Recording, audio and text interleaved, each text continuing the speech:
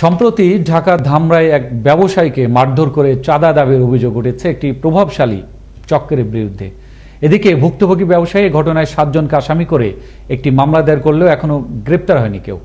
ধামরাই থেকে মাসুদ সর্দারের প্রতিবেদনে আরো জানাচ্ছেন আবরার আহমেদ মাহি।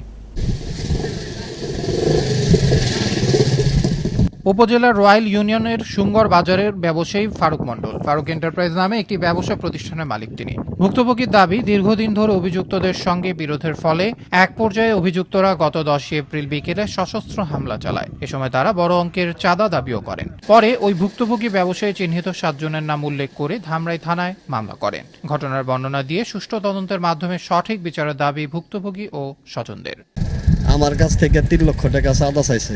চাঁদা না দেওয়াতে ছুরি আপনি রাম দাও এগুলা নিয়ে আমার হাতে কোবাইছে। কোবানোর পরে আবার ওরা চলে গেছে। আমার অনেক মানুষ আসলে ফিরেতে পারে নাই।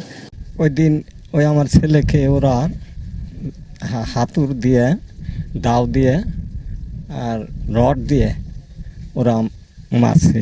ওরা যায় দোকান ভেঙেছে, ভিতরে ঢুকছে, ঢুকে ওরা দোকান থেকে বের করে তারপরে মনে করেন এলোমেলো কোপ, 2 হাতে 2 কোপ দিছে, লট দেয় কয়েকটা বাড়ি মারছে। এদিকে সুষ্ঠু তদন্তের মাধ্যমে অভিযুক্তদের আইনের আওতায় নেওয়ার কথা জানালেন এই কর্মকর্তা। মামলা রেকর্ড হয়েছে, আসামি ধরার চেষ্টা করতেছে। অনতিবিলম্বে দোষীদের শাস্তি সহ ভবিষ্যতে যেন এমন অপ্রীতিকর ঘটনার পুনরাবৃত্তি না ঘটে, এমনটাই প্রত্যাশা এলাকাবাসী ও সচেতন মহলের। আবরার আহমেদ মাহি, আনন্দ টিভি, ন্যাশনাল ডেস্ক।